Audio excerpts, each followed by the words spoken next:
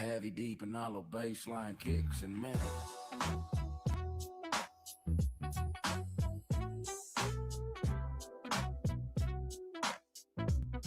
Yeah. Southwest London. But the vibe is strictly Long Beach. Check it. Check it. Check it. Check it. Step in the room, fresh suit, tailored fine. Liam Rosie, losing class from day one, divine. Shaking every hand, greeting the press with a smile. Polite with the ink slinger, staying for a while. But wait, hold up, he's a red devil at heart. Taking the bridge's wheel, man, that's a risky start. Nice to meet you, how you doing? It's a charm offensive. While the bridge is looking on, getting all defensive. Don't buy a house yet, don't even sign a lease. The contract's long, but the piece is gonna cease. Yeah, keep kissing R so they don't bury you fast. 3 games in, let's see if that man is gonna last. Losing class, but the clock is ticking slow. They'll roast you later, Liam, don't you know? From the big dogs down to the right lane, in the western Hudson, but we're feeling no rain. Tyrone talks football is laughing in the back. Mr. Lingerlove's got the axe ready for the crack. Neddy's in the corner, hunting for the XG. Godfrey's down salad, too busy to even see. He's plucking straws, trying to find a reason. And that's when women's giving up on a whole season. Christians in the snow, freezing in the cold, while the Chelsea board is buying everything that's sold. Man, that's a comedy show. So hello guys and welcome back to another episode in our video, and it's a huge I like this live stream job. Oh, you can give me a comment about this. It's a fantastic job, courtesy of our one and only our latest record producer. You are going to hear from him very soon. So thank you very much for joining us. I'd like to hear whether you're able to get me well. You can say where you're watching us from as we begin. Chelsea 2-0 over Brentford. So I'd like to hear if you're able to get me, if you're able to see me, and if you're able to enjoy this live. So leave your comments in the comment section area below. And I just want to talk about this game. And if there's any issues, you can be ready to actually air it out to me. So it's quite an interesting game. The lineup was quite interesting, and the substitutions were on point. And what I can say is that Liam has actually managed the game quite well. And I like to give credit where credit is due. And giving credit where credit is due is understanding. Thank you very much from Mombasa. Thank you very much. I struggle to pronounce your name. Should I say it? Zengo 689. Thank you very much. Thank you very much for getting me. So Chelsea managed to get the much needed win, and this win was super important, factoring in that Chelsea have something to fight for. What do you think that Chelsea have to fight for? The top 4. The top 4 is super important for Chelsea. The Champions League.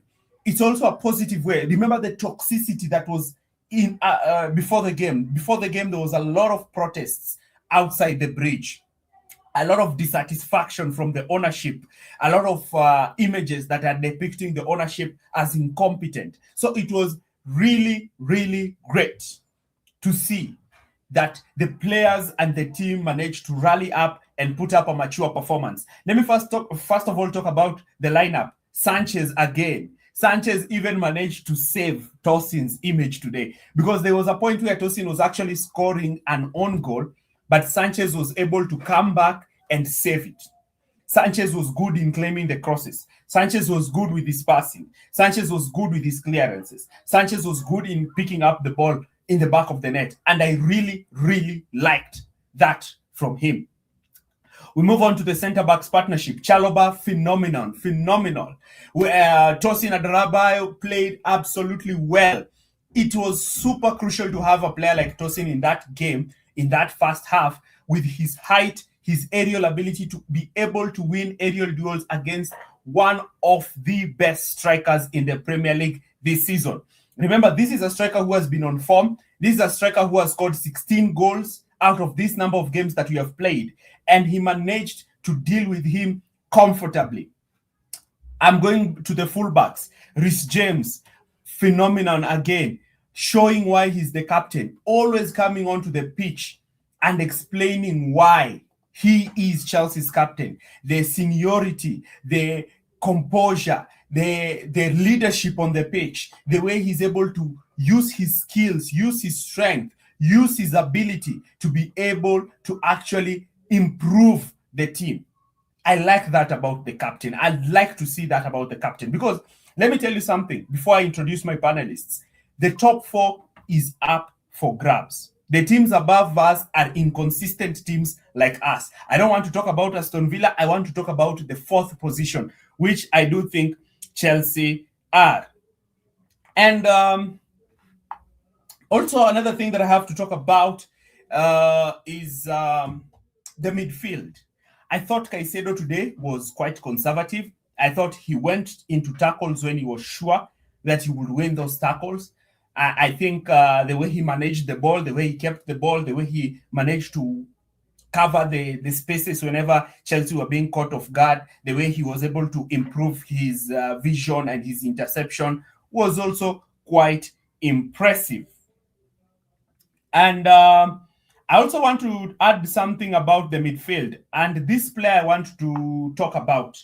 I want to talk about Enzo Fernandez. Enzo Fernandez has been one player who has heavily been a lot of fans have not been super happy with him. A lot of fans have even gone further to say that if Enzo Fernandez left, they wouldn't have any problem with him. But what I can say is that Enzo Fernandez offers Chelsea something quite unique. He offers Chelsea something quite unique in that he's that one player who I'm 100% sure is able to put in that kind of work rate that you need in a team. He's that player. He will put in the shift, he will put in the work rate, he will run, he will come short, receive passes, help alleviate pressure from the team, drop to help the defenders during build-up. I just like the way Enzo plays. He's very mature and very professional. Looking at him and realizing that he's probably 24 years old and he's so mature like that. Remember, this guy he even has a family. And when you see him, I really think he's one of our best players. I like the way he covers the pitch. I like the way he runs. I didn't see the game, but I don't rate Enzo. You see, you didn't watch the game, and then you go ahead and say you don't rate Enzo. So you don't watch the game, and then you come and say that you don't rate Enzo. That's quite interesting. I'm going to go with the wingers. I think when I look at the wingers, I can say that Alejandro Garnacho during the first half had moments. He had moments when Cucurella was making that overlapping run and he wasn't giving him the ball. So whenever Cucurella made that run, Garnacho was not looking to utilize him. But he should have tried to utilize him because Cucurella was picking up positions in the half spaces where if Garnacho played the ball directly to him, Cucurella would be in a position where he would make a cutback. Because you look, these are the kind of situations that you need. I go to the right wing side. I think Neto tried. He was constantly making runs. He was constantly looking to dribble. He was constantly looking to carry the ball, reach the far post. And in fact, that is what he does. And then looking at the goal that was scored by João Pedro, it's all about Enzo. It's all about Enzo. He wins the ball, loses it, wins the ball again, and then it falls onto João Pedro, who has a lovely finish. But other than that goal, João Pedro just went ahead and said, I've scored my goal. It's time to disappear away from the pitch. No pressing, no work rate, no holding up the ball, no. Just being a passenger within the team. So, but he did what he did. He did what is actually required within the role he's being given. So I'm seeing 23 people watching. I'd like to see the likes going up. If you're enjoying the live stream, kindly try to help us with a bit of likes so that this live stream can go even further to more and more people. I want to introduce one of my panelists here. And I will introduce him in just a brief. Yes, I want to talk about Cole Palmer. He scored the penalty, but oh my God. I don't know whether it is fatigue or is it an injury, but Palmer just looks off it. he just looks so off. Whenever he gets the ball, he's not that sharp Palmer that we are used to. He's not that Palmer that we are used to. Whenever he gets the ball, he's so quick on getting the ball and looking to move it around and looking to shuffle it around. He's not that kind of player. So I don't think that he looks quite uninterested. I think it's more to do with the injury that he has, because I really don't, even myself, I really don't understand. I really don't understand where this poor form came from. So yeah. I'd really like to understand why that is the case, and that's why that is the scenario. But yeah, I just want to introduce my panel. So I'm going to give you like 5 seconds. You push up the like button so that we can proceed further. There's really a lot to talk about. Sunshine, the bird just won't go through before the pink slip of Mocking laughter. check the stats, check the vibe. The blue flag is flying, but the wind is changing.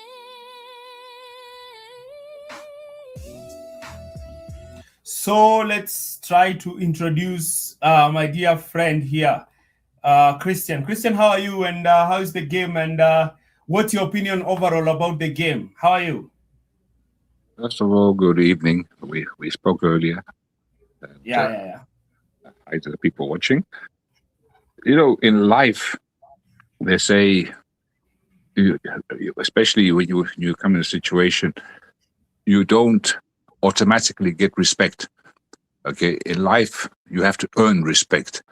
So, if I look at the PE teacher's situation coming into the shadows of Maresca, the big Maresca, winning 2 trophies, coming there, all those big egos, and coming from a small club, no big reputation before him or behind him as a ballast.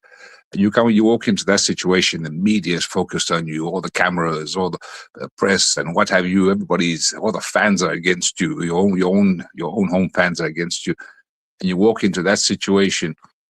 It's basically a lose-lose situation. I want to be sure if this is live anymore. Everything just disappeared. Are you there? Seems like you've gone very quiet.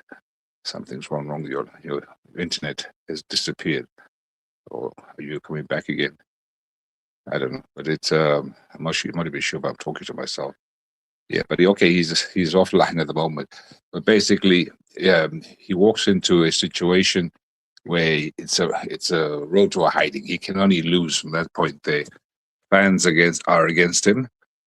Media is against him. The media is actually not against him. The media is actually playing him up, building him up. Mr. Tyrone, are you back again? Yeah, I'm back. I'm just working on something here. But you just disappeared. You just went blank. So, but basically, the media is playing devil's advocate, building him up, playing to his tune in the press conference, and you know how the media build you up and then tear you down afterwards. But if you come there and you get a win over Charlton, you come back, you have an honourable defeat against Arsenal. That was going to be a big hiding, but he sort of like rescued that a bit. And you come here, this typical game which Chelsea always loses, Brentford, and you get a 2-0 win, and slowly but surely your respect begins to grow. Players who maybe were skeptical in the start, maybe not giving the full effort, begin to suddenly believe. Belief is everything in life. They start to believe in the manager, and you will see that their performances will start growing. With every game, with every victory, his stature grows, his authority grows, and the team gets better. So that is where I will start from there. And I have to give him his respect, his flowers, because I've been number one advocate of saying this guy is going to be 3 games to be gone. So I'll start there. Yeah. That is important. And one thing that you also talked about is I also liked his game management today. Mm-hmm.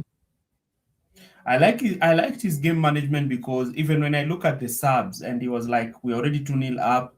These guys are heavily relying on making crosses in the wide areas. How about we just try to be much more conservative? Let's try to keep the ball. Let's try to maintain possession. Let's try to be reserved. Let's try to have wing backs who can cover those wide areas. Let's try to have at least three centre backs who are able to stand their ground against their forward. So I'm like, yeah, that was a good game management. Even the Santos substitution, I was like, okay, I can see what you're trying to do there. That's impressive. And not, under Maresca, how Maresca was a little bit of arrogance there, and I don't mean this in a bad way, but you're leading the game and you decide we're just going to keep on attacking. Sometimes it's good to hold on to what you have and say, you know what, we just carry this through. We don't need to keep attacking to the very end. We don't need to win 5-0 or 4-1 or whatever. Sometimes a 2-0 victory is enough. 3 points is 3 points at the end of the day. It doesn't matter how you get them. Just get them and don't let the other team score in typical Chelsea 95 minutes or whatever it is. So there I have to agree with you. That is game management, is substitution, a bit more common sense than what we've witnessed quite often under Maresca.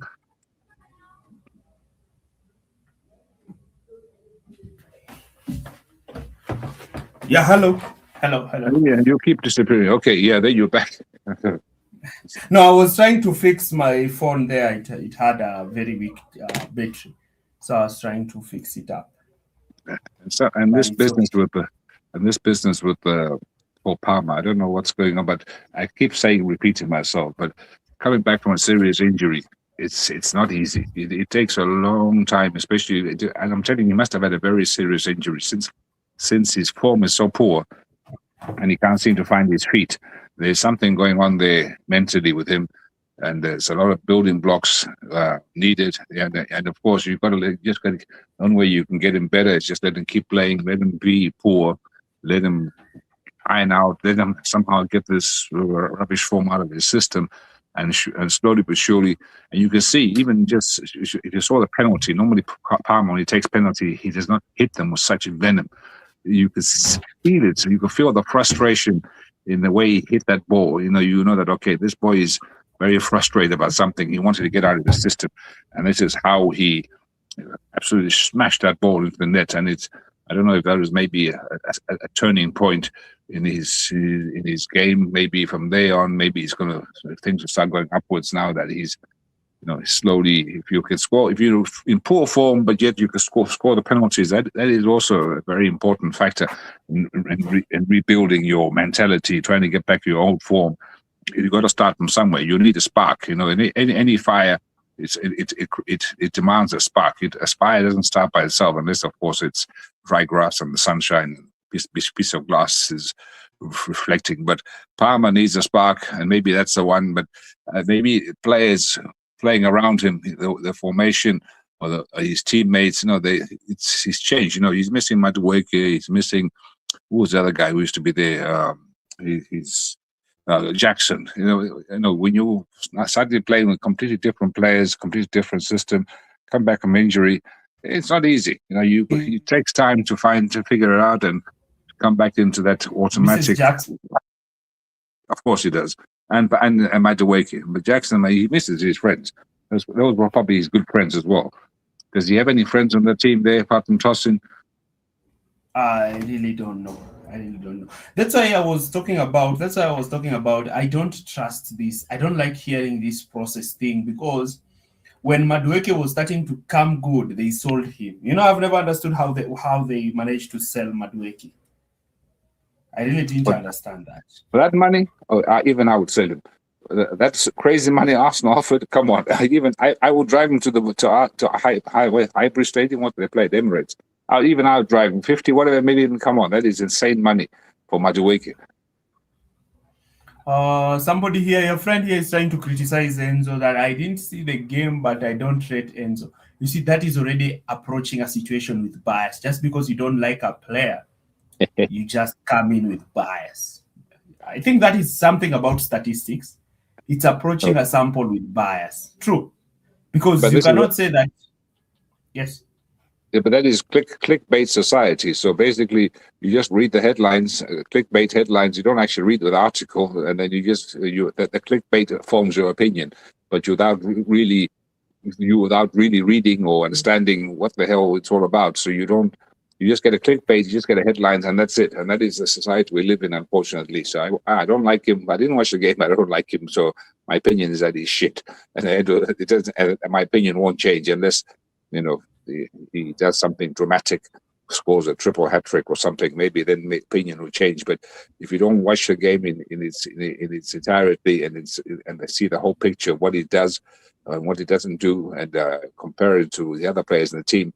As you said yourself, he carries the team in his own way, but it's not, it's through hard work, it's through tackling, it's through that tenacity, that driving forward, that's always scrapping for the ball, that kind of thing there, which is not TikTok. It's not something which you will see TikTok highlights of, but it is what matters. It is what that part of the game, that is the DNA of the game. It's those what do you call those in German they call them Zweikampf, which is those the one-on-one battles, your man against man battles.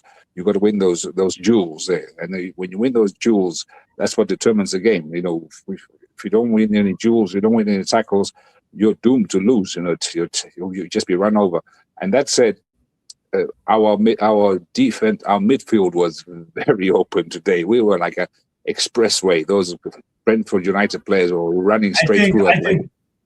I think the reason why that used to happen was because I think the one who's supposed to lead that press. You see, pressing is such a crucial part of football. It dictates how the entire team will go. So if the one who's supposed to lead that press is walking and allowing the opposition centre back to have the ball to run with it in midfield, of course a midfielder is going to step out to stop that defender. And once that midfielder steps out, space is left in midfield. So whenever I look at those balls, I always look at João Pedro. Some people always think that I have a heavy bias on him, but I am always on him because you are the first line of pressure. You should pick your man and pick your zone. And once you've picked your man or you've picked your zone, you should understand how to move. You can't be so lethargic in the way you are looking to press. Somebody is saying that Sanchez was exceptional today, not Sanchez that we saw. I think probably the Arsenal game is where I can say that Sanchez had a bad game. But overall, he has not had a bad game. And also, I don't like to what Liam is doing by saying that I have not decided on who is my number one. I think one thing I like to credit Maresca for is that he said Sanchez is his number one. Despite Sanchez making all those mistakes, he just said he is my number one. And you saw how Sanchez transformed. He was like, I am making mistakes, but the manager is just backing me. So it allows the player to relax. It allows the player now to play with a lot of confidence. So whenever you start telling Sanchez that it's an open book, I might choose whoever I want to be my number one, that is when you start getting this panicked Sanchez. Oh, how do you see it? Is the truth? When it was rumored that Sanchez cannot be number one, we started to get the Sanchez from Pochettino era. But you've seen those memes you see on Facebook and all the other social media where you see a player where they're removing his mask. You've seen those memes and said, this is who you really are. When they remove the mask. So like let's say there's a picture of Arne Slot, and then you see the moving the mask, and underneath you see it's actually Ten Hag. And this is the same you can say for Sanchez. The old Sanchez we knew from like 1.5 years ago, whatever it's and beyond, all those howlers, all those horrible conceded goals. He sort of like covered that up, and we sort of started seeing a new Sanchez. But against Arsenal, he reminded you that old Sanchez is still there. At any given time, he can show up. We just lift up the mask a little bit, and we see the real Sanchez. So he's still lurking in the background. He's not being cured. He hasn't been cured.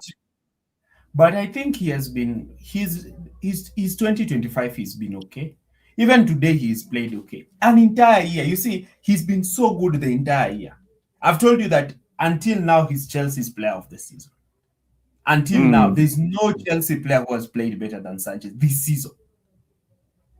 Name me one player who has played better than Sanchez this season. I was thinking out loud to myself. That's an interesting one. Best player. I don't know. Yeah. Is there any player who has played? there's been so many chopping and changing of the squad, so it's hard to keep up. So he's been only the one who's played consistently. So and even when we have lost, we have not lost with the number of goals we should have lost with. Some games you look at it and you're like, oh my god, if it is not Sanchez, it's a 5-1. what difference does it make if you lose 1-0 or 5-1? Still, a loss is a loss. The thing is, no, the goal difference, As For what? much as people don't like, yeah, it's good when you have a good goal difference, because when you have a good goal difference, is when you're actually able now to. Now, what if we tied on points with Liverpool and Manchester United, or with Liverpool for the top 4, but we have a better goal difference? We qualify in the Champions League, because now we have all agreed that it is the 4th position we are going for. That is what we are fighting for. The season was already ruined in December. But now you can't have both ways. You can't say both the season's already ruined and gone, but we're still fighting for 4th place. No, you'll fight for something. You can't have it both ways. You can't say the season's finished, but I know we're fighting for 4th place. But you see, my standards are high. Yeah, I hope so. Yeah, my standards are high. If we are fighting for something, we are fighting for the league. So if you're not fighting for the league, but the 4th place cup, Arsene Wenger Cup, there is very important, as you keep saying. There's a lot of money involved. There's a lot of prestige. I don't know. Even the Arsenal game that we played recently, I've just sat down and looked at it, but we saved face. Garnacho came and saved face for us. That was a save. That was a 3-2 defeat, but it saved face. But you see that Garnacho, how against Arsenal he scores 2 goals, and then today he misses an open goal. That I couldn't believe. That is the problem with Garnacho. He will always give you wishy-washy. He will be good today. Tomorrow is not good. The other day is good. The other day is not good. He fluctuates like that. I didn't see the game today, but his previous game sucked. Maybe this formation suits him better. No. When the team does not play very well, players do not look well. That's why before December, we were talking about Caicedo being as the defensive midfielder for the team of the season. But what happened after that Rice versus Caicedo, and Caicedo got that red card? All of a sudden, people are now writing off Caicedo because of that situation. So the same case happened with Enzo. Enzo was our best player even before Cole Palmer returned back from injury. But since Enzo has come back, the team was not playing well. Of course, you will see Enzo not playing well. But whenever the team was not playing well, he was probably one of the few players who I saw playing well. Will Palmer end up leaving Chelsea? He looked uninterested. I really don't know. Palmer has, even when Maresca was here, Palmer was not playing well. Illness has affected the team as well. Which illness? Ozidola. Which illness? Good evening, Obina. Good evening. Yes, we won something, even though I'm so heartbroken. Why are you heartbroken, Badzai? Why are you heartbroken? Drav. Esteva was left out today due to illness. Oh, seems like the 2020 problems are back. I will not mention it here because it's a sensitive topic in this platform. Too much pain this season, man. Which pain? Maresca lose the Flames, the same thing he did at Leicester. Chelsea were just clinical today. That's what happened. I don't think we were clinical. I think Garnacho made a waste out of himself. In terms of short target, only Enzo Fernandez comes near Sanchez. Yeah, I think I agree. You see, even Christian, this one is saying it. Zacchaeus is saying it, that only Enzo comes close to Sanchez when it comes to player of the season. Am I the only one? But Reece James has actually also been very impressive. That's not like he's been very, very impressive. So and he looks slimmer, more mobile, and he's more motivated like that. But the worrying thing is Cucurella. The poor form he has. I don't know what's happened to him, but he's not the Cucurella we saw for like 3-4 months ago and beyond. Something's going on there. I don't know. It seems to be very. I think it's probably things to do with whatever is happening back at home. Also these players have realized that they do have families. Do you remember there was a time when Alisson was making howlers, he was conceding goals, and people are like, what is happening with Alisson? Alisson is such a great goalkeeper. Then it turned out that he had his father. Was it his father was kidnapped or he lost his father? Yeah. So sometimes I'm like, was that Diaz? Luis Diaz's father was kidnapped, not so? yeah, even Luis Diaz, there's a time when he wasn't playing well, and it turned out that Diaz was kidnapped. His father was kidnapped, and what's my face? The goalkeeper, his father passed away, unfortunately. That's what happened. I can't. Yeah, and something happened in Chelsea at some point there many years ago. Somebody was kidnapped, and Abramovich wanted to send his goons to go to rescue. Who the hell was that? Oh, it was Obi Mikel was giving a story that I think there was a certain player whose father was also kidnapped from Africa. And I think Jose was there. I miss the old Chelsea. I miss it. You see the old Chelsea. Yes. Yeah, but Abramovich is offered to send his people, and I say people, and I mean that in. We were thought this out. The guy said, no, please don't. His mercenaries. And you see, one thing that I liked about, this is why I liked Chelsea before. You see, this Chelsea before that had Mourinho, Abramovich, and the likes of Terry, Lampard, especially these African guys. You know, Mourinho used to like these African guys. There will be Michels, who's this other guy? Who's this other defensive midfielder? There was Mikel. Who's this other one? The Ghanaian guy. Yeah, his son. He's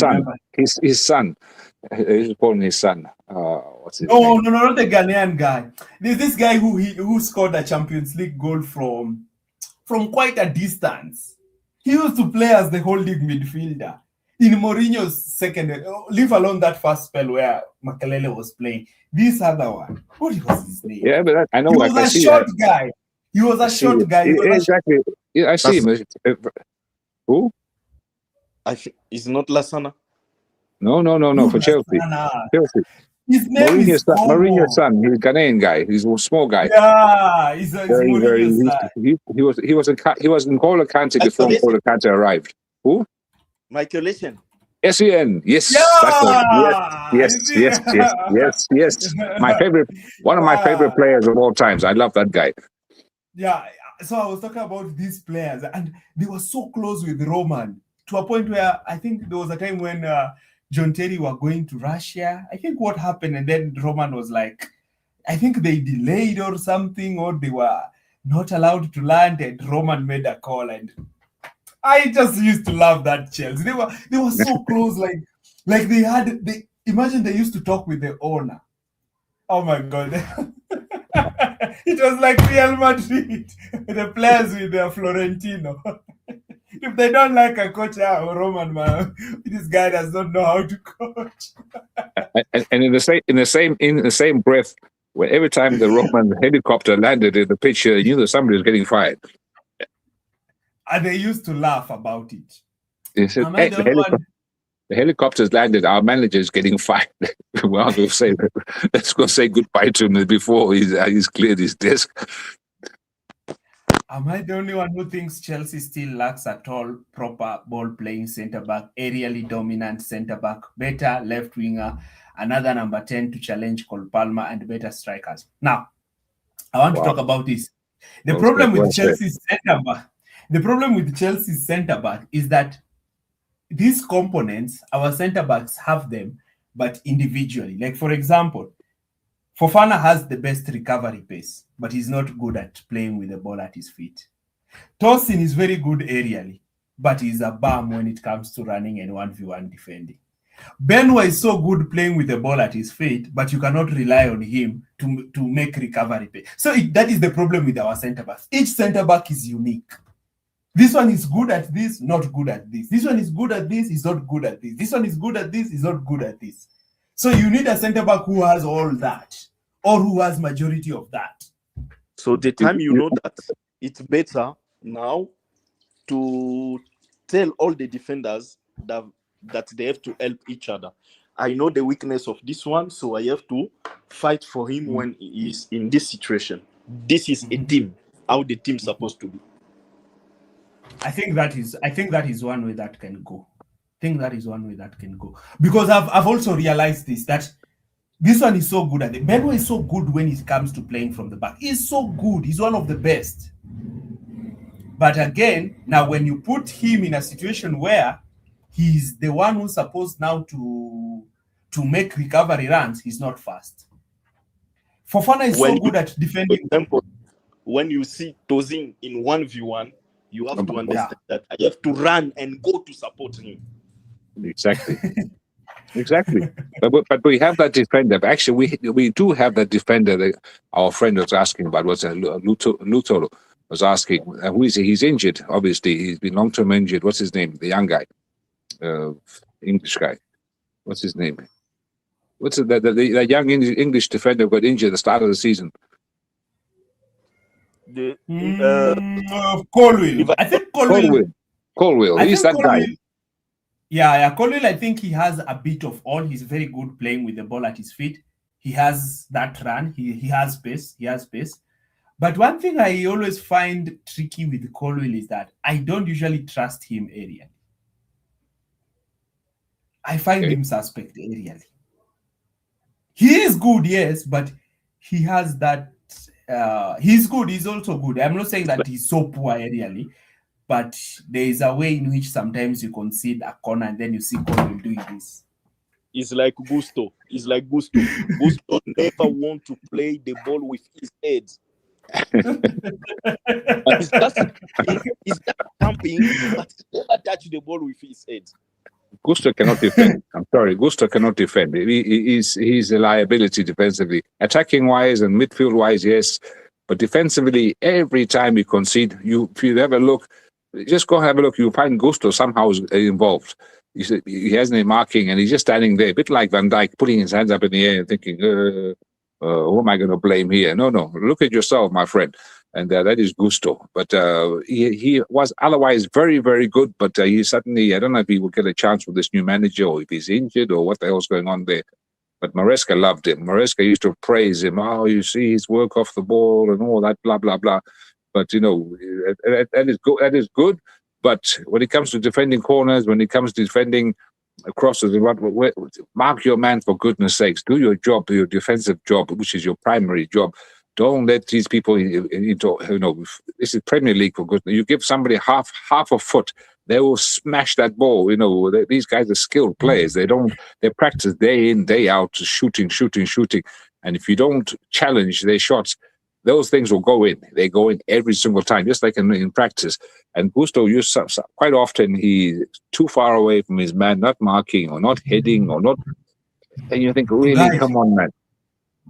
Guys, and talking about the game, I'm looking at that Garnacho chance, and there's a very interesting stat that Chelsea have dropped. Out of 8 games where they have scored earlier at Stamford Bridge, they have dropped points in 4 of them. And that means that we have lost close to around 15 points. 15 points from winning position. So we could have been even having 15 points from now. That means we could be up there with the likes of Arsenal, even probably be fast in the table, because we have been that team where we've been scoring the goal fast and then we are conceding and then we are dropping points. And I've always said the best place to start is defensive solidity.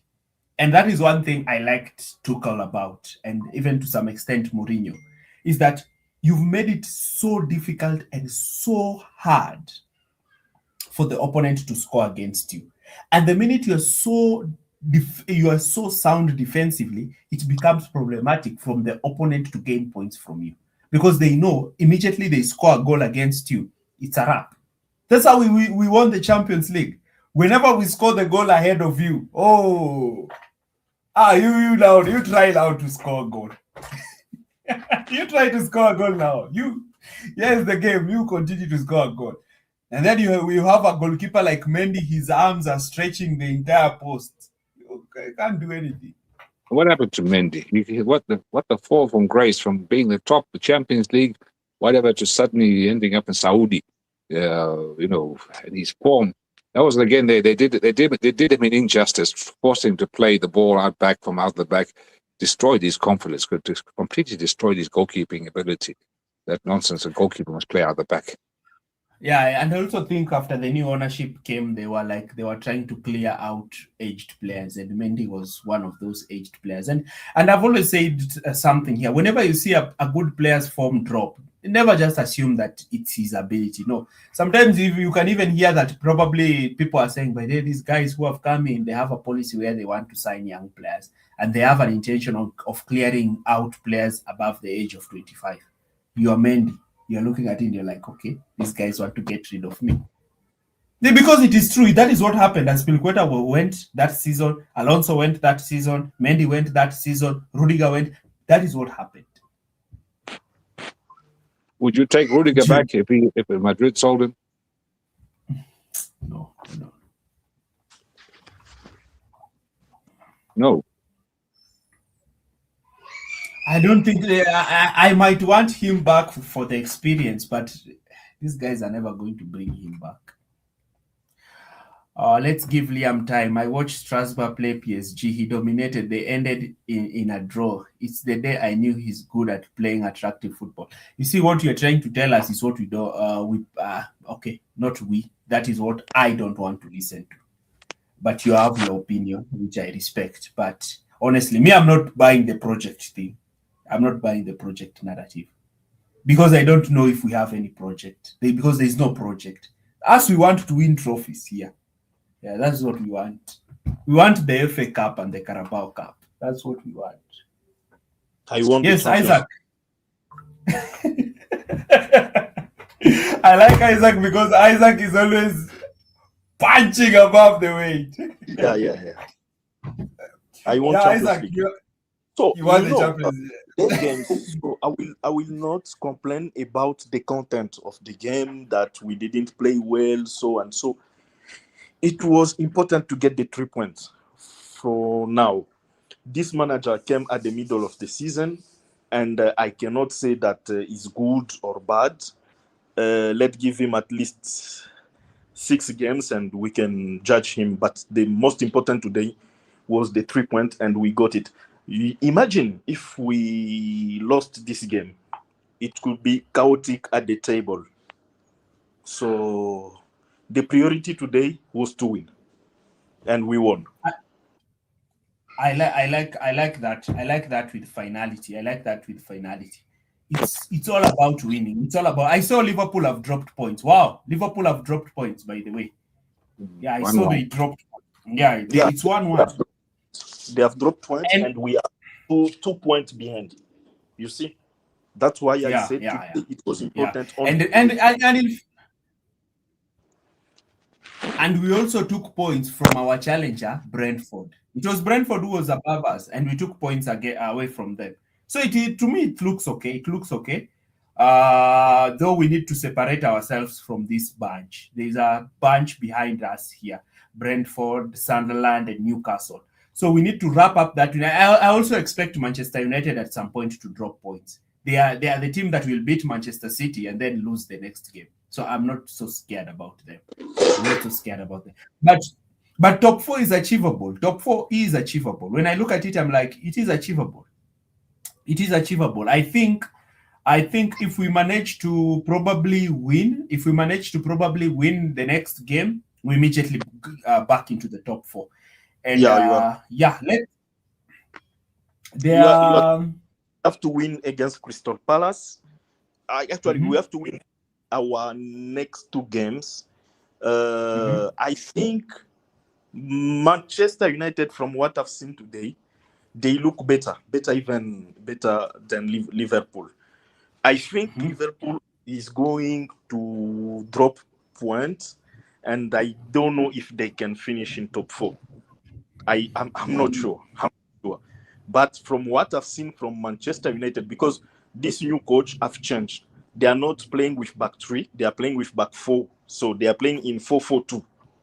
I think that plan suits the squad. Then on our side, we have to win the next 2 games. I think Yes. I don't even think it's the next 2 games. There are a lot of winnable games. Crystal Palace, West Ham, Wolves, Leeds, Burnley. I think we can do that. Yes, of course. Yes, of course. But to ensure, just to have some confidence that we can finish the top four, we should not drop points in the next two games. So it's imperative for me. I think it's imperative to win our next two games so that we can also having some gap between us and Brentford. You know, Brentford was on a winning run, 6 games winning run, and they have lost today. So they came with that confidence. See the way they were fighting on the pitch. So they wanted to win that game. So we did a good deal today. Then we have we need to win at Crystal Palace, at least 1-0. We need to win at Crystal Palace. If we win at Crystal Palace, I can assure you that the confidence will come, and then we can have a good run to finish in the top four. And actually, we have 5 winnable games. We have 5 winnable games, which I say here. Once you win that game, the noise disappears. Before now, you go to the Emirates to face Arsenal, which I think it can be a draw. And if we lose, like we are losing to the team that is going to win the league. But we have an opportunity of winning the next 5 games. Winning the next 5 games puts us at 49 points. When it puts us at 49 points, it allows us now to be in a position where in the next 11 games, we just have to win around 6 games and we qualify for the Champions League. That's all. You get 49 points after those 5 games. Then in the next game, win 6 games. Those are 18 points. 18 plus 49, 49 plus 18, you all what? And Tyron, one more thing that I don't agree with people who think that it's almost hand for us in the Carabao Cup. So they defeat they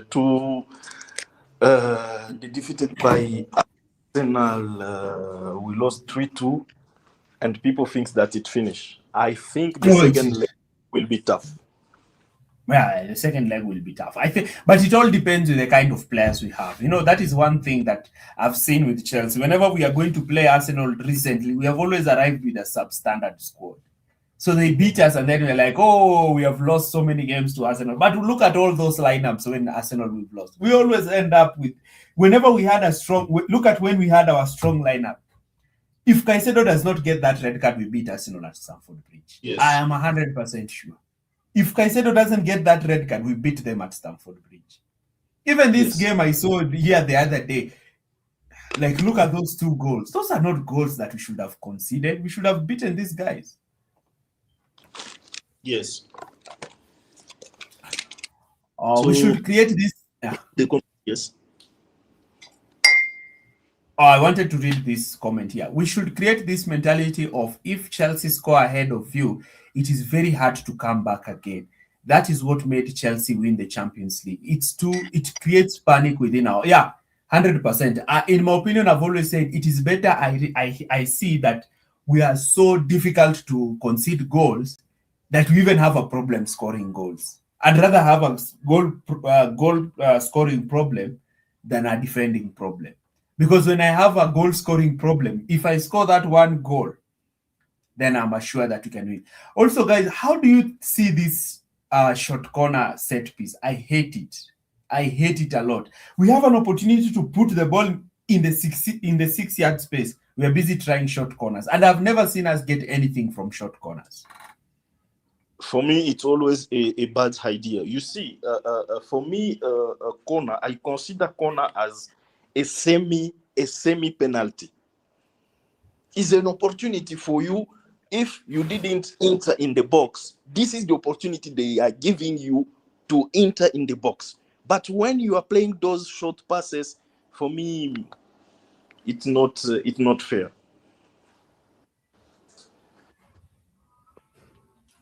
I think I've seen it and I've looked at it and I was like, this is terrible. This is terrible. We can't continue like this. Like today we had 3 corners and we attempted 3 short corners. And do you know where the ball ended? It ended from being a corner to passing the ball back to Robert Sanchez. And I'm like, what are you guys doing? That is a bad idea. So they have to look into that. So this coach, actually, I think he has so many things to fix in the team. So I'm surprised that there are things which he can like do easily. For example, how to defend the long throw, how to defend to win the second ball. That is just your advice to the players. So there is things which you don't need to be a coach like for 6 months or 1 year to fix it. There are small things which he must fix quickly, but I'm still seeing those mistakes coming. If you notice, he has he's man managing Caicedo. He doesn't want Caicedo to be bombing forward, back, whatever. He's telling Caicedo just stay defensive midfield. None of this, all this. You have to be a box to box midfielder, and this is where Caicedo begins to get these yellow cards and what have you, bad tackles. That's because he's tired, he's fatigued, but he's like sort of like managing. Just to do your central defending thing and just keep it there. Rebuild your confidence, refine your form, because you had quite a few red cards, yellow cards, and what have you. So that mentally affects your game. So it's sort of like he's trying to build him up. I like that part of his management there, that he's looking after Caicedo. And I think that is also a prudent approach. I don't usually like to just be. I'm not against him. That is one thing that people should understand. I'm not against him. If he succeeds, it's good, because if he succeeds, Chelsea wins. Because in this club, we've had Ancelotti, we've had Tuchel, we've had Mourinho, we've had Sarri, we've had Lampard, we've had Villas-Boas, we've had Avram Grant, we've had who else? Italian Scolari, guy, the big had smoker. Ranieri. What's the big smoke? The one on the big smoker. Who's the big smoker? Sarri. He's given up smoking, by the way. He stopped smoking. Conte. We had all these guys. And you've forgotten one guy. And we had another manager, Kepa. He was also a manager. Yeah, and Kepa also. and so to me, I'm like, okay, we need to. I think this Chelsea team needs to be similar to the John Terry team. You see the John Terry team, where we had John Terry, we had Lampard, we had people like Gary Cahill, we had people like Carvalho, Ballack, and Essien, and Anelka, and Drogba. You see that Chelsea team? That is a team that played under Jose, it played under Grant, it played under Scolari, it played under Villas-Boas, it played... It played under Ancelotti. So we need to have that Chelsea there where like the team is so good that it doesn't matter which manager comes. They just win titles. They don't need a manager. Yeah, they don't need a manager to win. The same way, who was this guy that we won the Champions League with? Who was this interim manager that we won the Champions? Even Benitez came, we won. Di Matteo. Di Matteo. Are you telling me that Di Matteo was an elite coach? It's not like an elite coach. It was just like there just to ensure that these guys train. But it is these guys who won the Champions League by themselves. It's just them.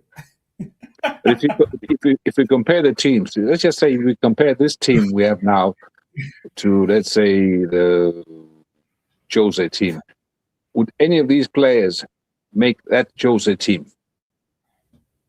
I'm not saying that I can compare them like to like, but I can say that they can mature into players who don't require a manager. I think a player like Enzo now, he has played under 5 managers. Reece James has probably played under 10 managers. But I was asking more in the quality, in terms of quality. I think Reece James can enter one of those teams. Reece James can. Enzo, maybe. Caicedo, is he the class of Makelele? Is he the class of... Yeah, Caicedo is good. You know, the thing with Caicedo is that we look down on him because of his recent form. But he's a good player. It's just that recently he has been poor, but he has been a good player. So I'm like... Or how do you see it, Christian? Because even this Liam guy, I don't want to attach myself because they will probably sack him next season. So I don't want to attach myself to him. I don't want. That's why whenever somebody is telling me here about the project, I don't want to hear about the project. I want to win. Because if you tell me that he's able to go and beat Napoli, he's able to look at those champions. I think we have 3 Champions League games remaining. If he's able to win those games and we enter in the round of 16, because I have already written the league off. So if we are able to play games here, we win the Champions League. These players are not going to go. They'll be like, okay, we can just win things here without a manager. So that's why I want us to win something big, either the Champions League or the FA Cup. I just want us to win something so that these players can just stay. Because I do think some of these players are good. I think Enzo is good. I want Enzo to stay. I want Palmer to stay. I want Caicedo to stay. I want Cucurella to stay. I just want them to win. Not for anybody, for themselves. I just want them to win so that they can feel like it doesn't matter who's the manager. They are good players. They are top players. They can win things for themselves. It's good for them. That's why for the Premier League, I'm like, let's just get top 4. I've already accepted.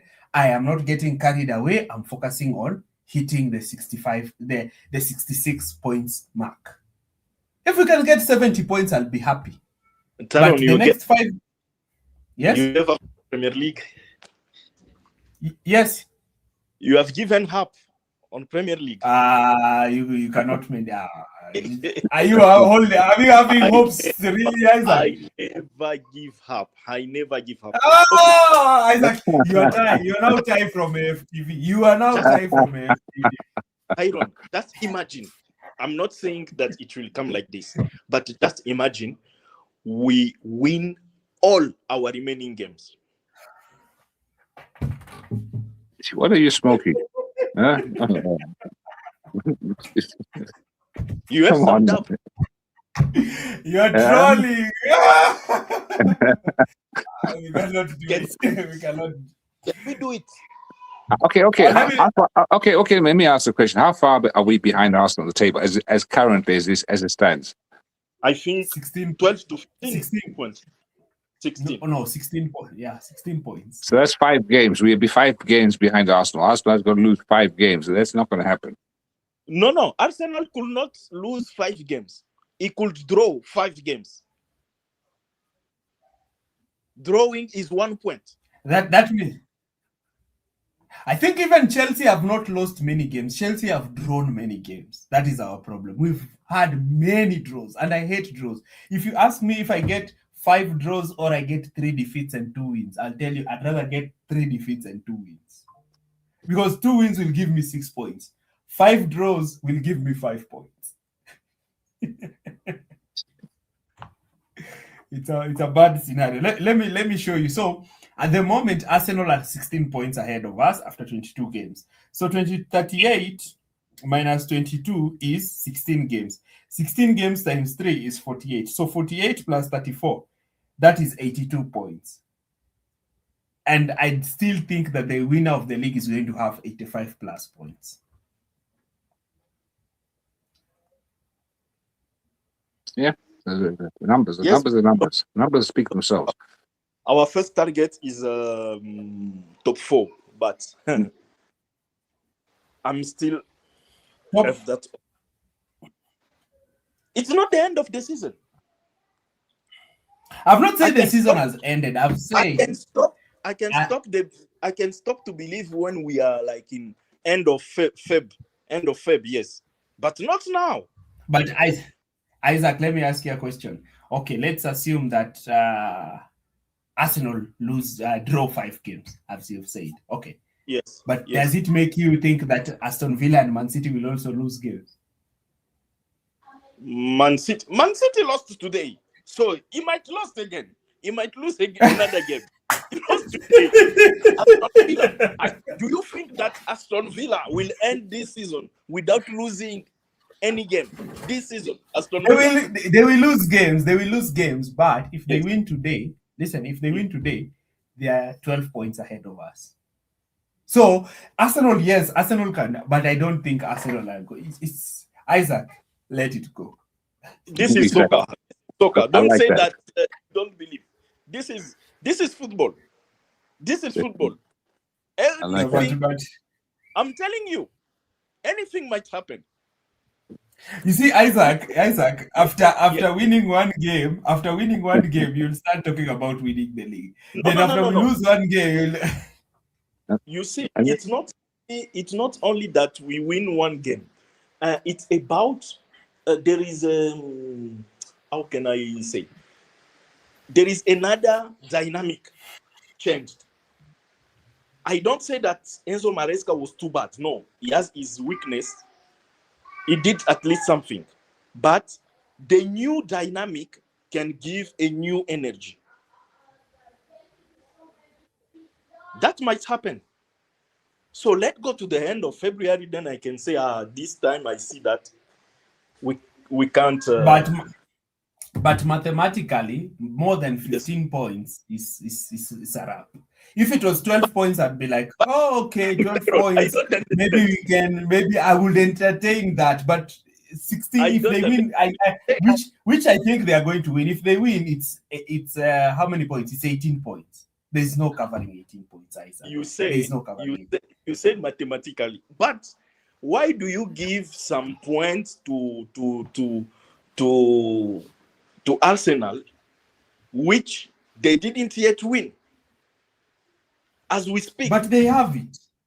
As we speak, because this season this season they have been finding ways to win, Isaac. They've been finding ways. In fact, let me tell you something. If we won that Fulham game, I will come here and I would actually be like, okay. But again, what I can say realistically we can get is maybe finish third. Maybe out of 16 games, we win 13. You see, if we win 13 games, then it means we get 72, 73 points, which to me will be like, if this season we get 70 points and above, I will say we have progressed. Because last season we got 69 points. So if this season we get 70, 71, 72, I will say, despite as much as I don't like these guys running the club, we have progressed. You see, I can say we have progressed. They changed the manager in between the season, but we have progressed. So I will be like, okay, let me sit down. Maybe they know what they are doing.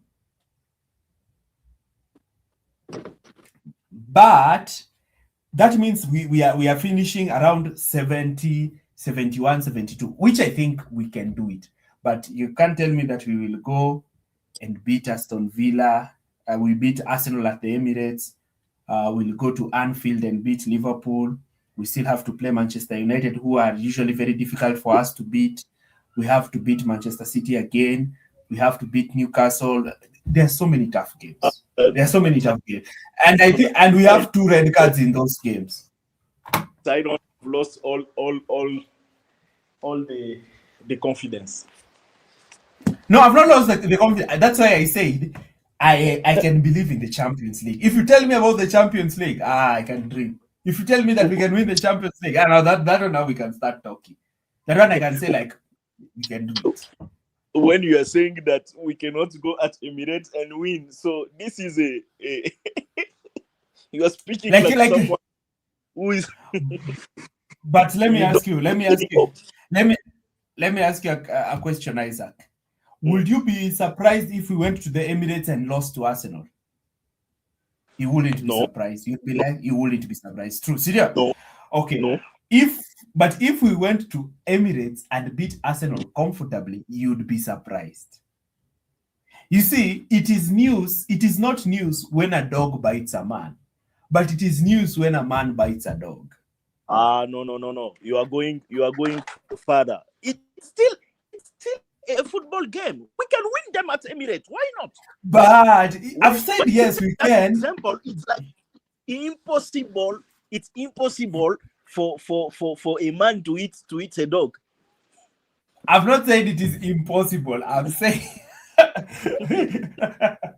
listen here, I've said this that it is not news that a dog has bitten a man. Meaning that if a dog bites a man, it's something that happens. So if you tell me that man has been bitten by a dog, it's not news. But it is news. If you find a man has bitten a dog, now that is news because it is unlikely. That it doesn't mean that it cannot happen. Anybody can bite a dog. It can happen, but it is unlikely for it to happen. It depends. You know, in Congo, there are some people who eat the dog. I So know it there are people with that, but is it common? Is it common? It's not common, but we In, know in, that. Yeah, in, so in Asia, it's very common. Korea, China, yeah, it's very common. The dog is a delicacy. Yeah, in China, but it's common. People's Republic and Isaac, I'm not saying eating a dog. Because I've not even said the dog can eat a man. I've said bite. Like, for example, you're walking, you have passed through somebody's home, and then the dog has come at you and then it has bitten you. You know, that one is not news. Because a lot of people are admitted to hospital from dog bites annually. That's But true. if you go to the marketplace and you hear that so and so has bitten a dog, not eaten the dog, he has taken the dog's food and beat it, and then he's trying to beat the dog and the dog is screaming. That is news. So that is how Chelsea are. If Chelsea go to the Emirates and lose, that is not news. Arsenal are a better team. But if Chelsea go to the Emirates and win, now that is like the man has beaten. It is not impossible, but it has happened. I don't know where you're getting me. But I like the analogy, very clever analogy. But it's as Mr. Isaac says, you know, football is football. As to use that old horrible cliche, the ball is round, and you know, any given day, you can win. Why not? We see all these giant killings in the cup, and Arsenal could come there with a very, how can I say, arrogant attitude. These boys, they're nothing. We've beaten them already 3-2. Blah blah blah. We just have to show up. Just 3% mentality loss. In a way, it's enough. It's enough to lose this game. You know, we look like we're getting smashed in that game against Arsenal 3-2, but they showed morale. They showed fight. They showed pride. So, you know, who says that they can't come back against us? Even though my brain tells me that's not going to happen. Obviously, my heart is just trying to deceive me, but my brain says that's not going to happen. But football is football. I've seen stranger things. Yeah. And it's just the same way. It is just the same way the man beat the dog in 2012 at the Champions League final. The man beat the dog. And it was news in the village. The man must have had rabies. Yeah, the man had rabies. Even when the man even lost one of his key defenders. He was losing the game in the final minutes until a man called Didier Drogba came up with a header from nowhere. So in that day, the man beat the dog. Yes, but do you remember the way we defeated Barcelona at Camp Nou? Yeah, again, the man beat the dog, and it was news. So that might happen. I've said it is not news that I've said it will be a shock if it happens, but it is not an impossibility. You see that? Like, yeah. For example, if I say that you can fly, that is an impossibility. You can never fly. But biting a dog, anyone here, even all of us here, we can bite a dog. We have teeth, we have arms, we can. But why would you want to do that? That is the question. That's the thing. But in America, in the black culture, they all say dogs, DAWG, dogs. You have to become a dog, you know, and it is like that rough, that tight, that fighter, that Diego Costa, that mentality, that I won't die, I won't lay down and die, I won't let you bully me, and that dog mentality, that is often what it's.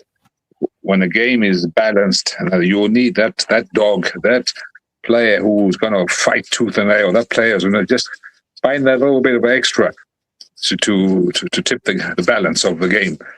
You know, we have nowadays we have all. Sorry. So you need to have that dog in you. Yeah, you need at least one or two players with that dog mentality. The ones which you go and have a look at Arsenal. You got that Saliba, you got that Rice, you got quite a few of those dogs in their team. It's not by accident they are where they are. Yeah, Gabriel. Gabriel. So you got, and So even that guy, let that guy they bought from Brighton, the one left winger. I liked him. He's growing. He's getting so good. Who's that forward? Louis Kelly. No, forward, a striker, attacker, left wing, plays in the left. Trossard. Trossard. Yeah, Have you seen Trossard how is have you seen how he fights? He's got that mentality, and how he's improving. So you need that kind of mentality, that kind of fighter. Sorry, Isak. Sorry to cut you off.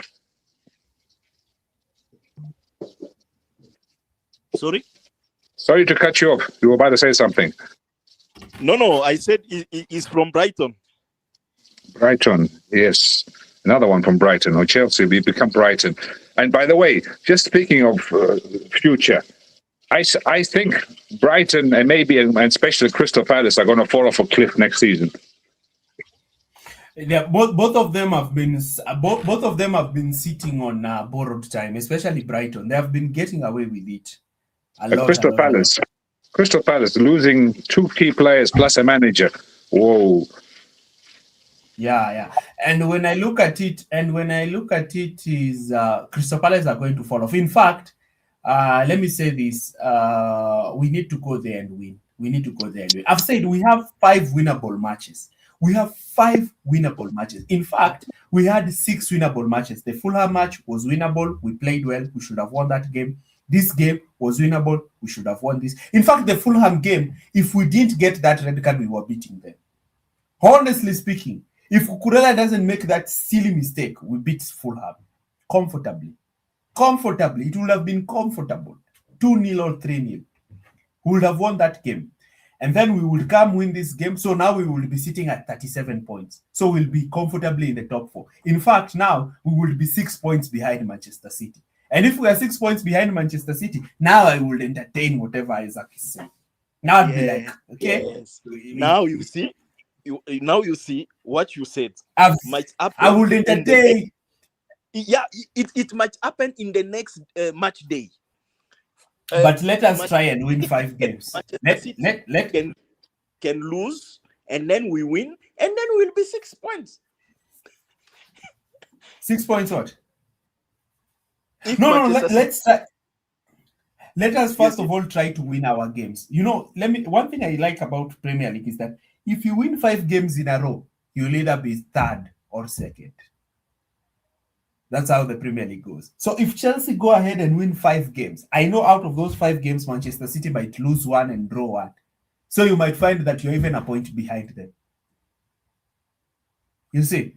So if we win 5 games in a row, if we win the next 5 games in a row, we'll be up there. I hope Liam settles on his first 11 and his centre-back pairing so he can stop this chopping and changing we are seeing. First 11 is very difficult. I've told you the medical team now is there when you are selecting players who are going to travel. And as much as Liam looks to look tough and talk tough, still a yes man there. I'm happy that Chelsea were able to win the game despite not being the better team. We were the better team.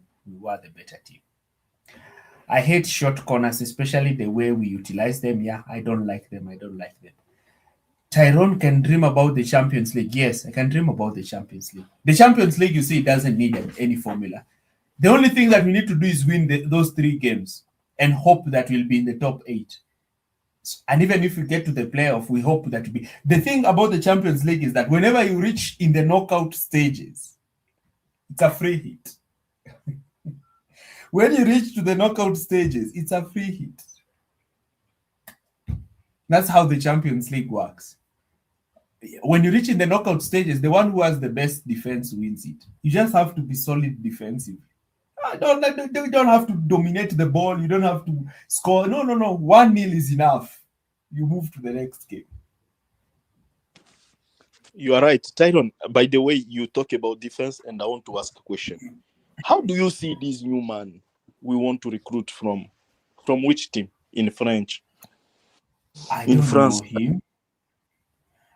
know him. I always know that the best defenders are manufactured in Italy. I don't know him. But I don't understand this man. Are they recruiting this man to come and make our defense good or bad. What is the... I don't understand how they are selecting the... Yes. Somebody is already talking about swapping Palmer and Vinicius. I think the thing with Palmer is that he's been back from injury, so he's not playing well.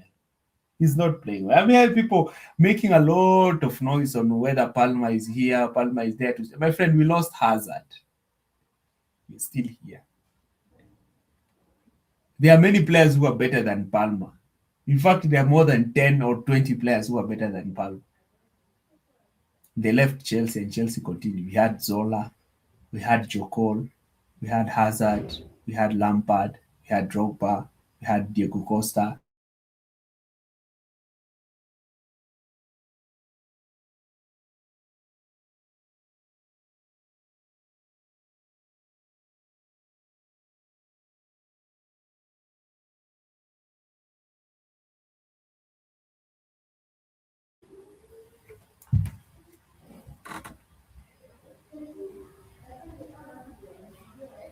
You able to get me?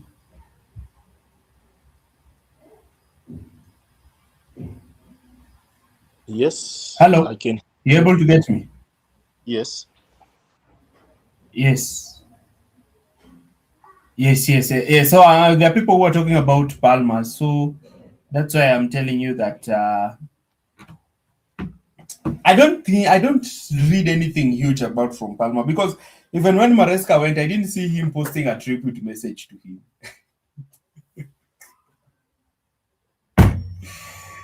Maybe he never liked the way Maresca treated his best friend Tosi. No, I think Palmer didn't like the way Maresca was playing him. This is what I think. Yeah. So when some people are saying that he might get angry because of Maresca, no.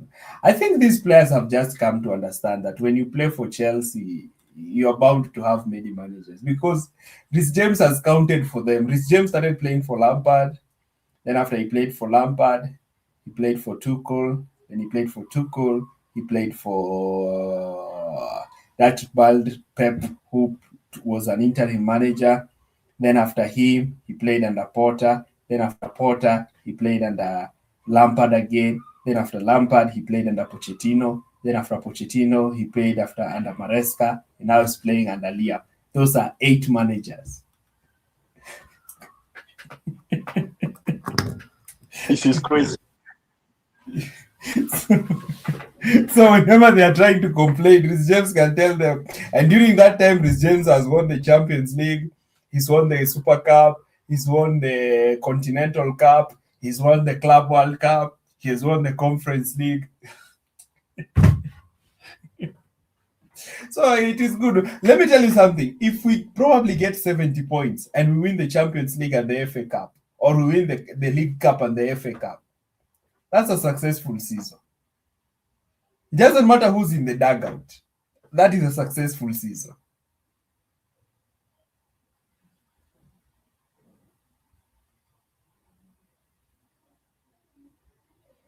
Yes. So let's forward to the next game. Next game is Pafos in Champions League. Then after that game, again, we go to Palace. Yeah, we go to Palace. Anyway, it is good. It is good today that you've joined. Christian, you have anything to say? Hey, I'm good. I'm very happy to hear Mr. Lengala. I'm very happy to hear your optimism, both of you guys. One thinks he's going to win the league, the other thinks he's going to win the Champions League. So you guys, whatever you guys are smoking, I want some of it as well. Because I've not said I think. I've said if we get to the round of 16, things happen. We are not even. Okay, now you're changing the tune. But whatever stuff is smoking. This thing is on record, Isaac. Christian, go and check it. I said if you get to the round of 16, things happen. It's all about your defense and your luck. We've seen even the top Manchester City team that is blowing teams in the Premier League is getting knocked out by which is this team that knocked out Manchester City when they were getting 100 points? They were being knocked out by Lyon. Another time they're being knocked out by Lille. just the Champions League. Yeah, but that is Pepsi with all this tinkering, all these overthinking, and Man City, they go from geniuses to fucking clowns who then within 2 games, sometimes Pep's, okay, good, bless him, he experiments, he tries things, and sometimes they're a blob in his face, but obviously most times they work out because he's a footballing genius. So that's Man City. But Man United scaring me there with a new manager bounce. Carrick, at least Carrick, he knows what he's doing. He was okay at Middlesbrough, but I don't know if they'll keep him. If they have some sort of success, if they'll keep him, or they're still going to look for a new manager. That'll be interesting to see what will happen there. But they're no longer pushovers. Who else in the top 4? Aston Villa. So we fight in the top 4. So we got our competitors. Liverpool, the manager's under pressure now that Alonso is available. The golden child, the Liverpool child there, he's waiting in the wings to take over. So the manager is feeling the pressure, he's feeling the heat. So there, as one of our competitors, one of our rivals, the top 4, Aston Villa, can they keep up that pace there, or is it going to slowly start fading after that hammering? When Arsenal hammered them badly, how much has that taken out of them? So all we can do is, as Mr. Isak says, win our games one by one half at a time. Not 3 games forward, thinking Maresca style. I've got to save players for this game or that game. No. We take one half at a time, and we go from there. Build, and give Liam a chance. Yes, nobody believes in him. I don't understand why, but nobody believes in him. But let him grow slowly. He's lucky, but the run-up games he has are soft games, so he's got a chance to build the mentality, get his philosophy across, and most importantly, gain the respect of the players and people like Mr. Tyrone and Mr. Isak, gain the respect of the fans. I want him to do something in the Champions League. If he does something in the Champions League, I'll be like, he's the next Pep. No, the only thing which I want from Mr. What's his name, Liam, is he must buy a new pair of glasses. Those glasses don't suit him. He looks like a PE teacher in those glasses. I want him to get glasses like yours, more fashionable, more which suit his face. Not the ones he wears now. They do not suit his face, unfortunately. I will contact him. He's a young man. But I saw he's 41. He's not quite young. 41. His father was a good football player. Remember, what is his name? Even a pandit. Even he's also a good pandit. The father is also a good pandit. I've listened to him when he does panditry, and I always say he's a high IQ pandit. Leroy. He used to play for. Who the hell did he play for? I used to watch him. They used to call him Rosinia, but it's what's his name? Rossigneux or something is his name. He's like, what's his name? Rossigneux? Liam Rossignol. French, you call him Liam Rossignol, but in English, Rossignol. In English, you say what? Liam Rossignol. Liam Rossignol is wrong. But he's I think I've seen him panditing. He's a good pandit. I've had him pandit. High IQ. Is he better than Gary Neville? Gary Neville gets obsessed. He'll start talking about how Manchester United are going to finish 3rd because they beat Manchester City. He gets carried away with Manchester United. That is the problem with him. He gets carried away a lot. Like Manchester United might beat Manchester City and then lose the next game. That's the problem with Man United. But you see how Gary Neville's words matter. You saw when Amorim was holding that fateful press conference, he mentioned exactly Gary Neville. Gary Neville's opinion, what have you?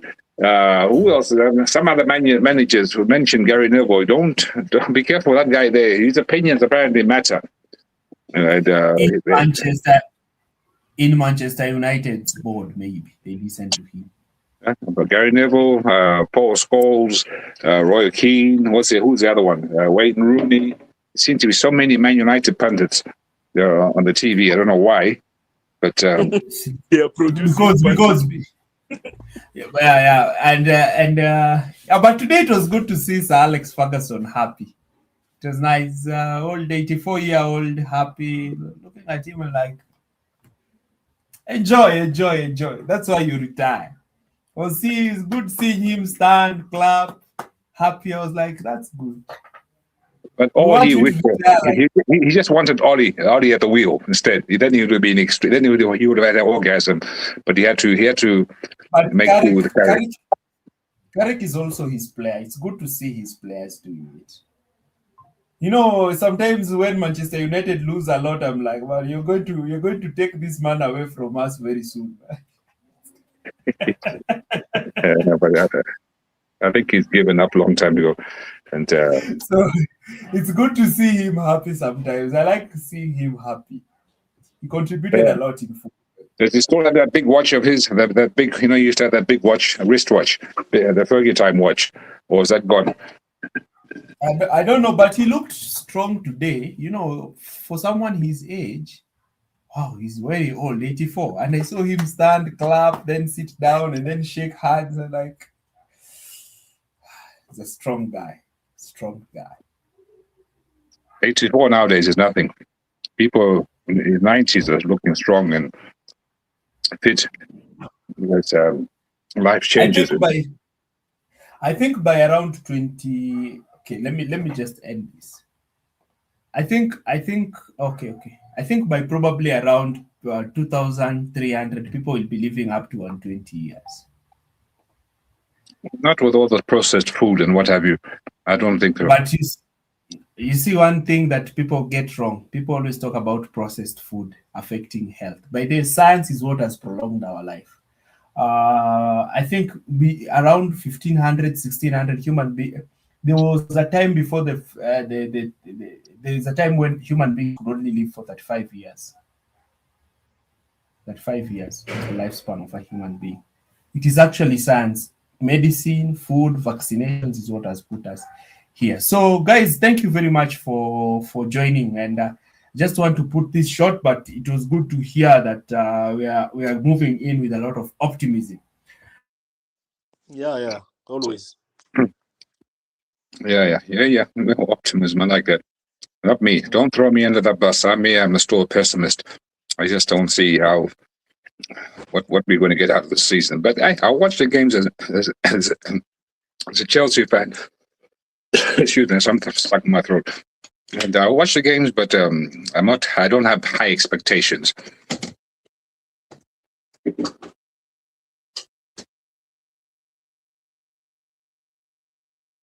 You're frozen.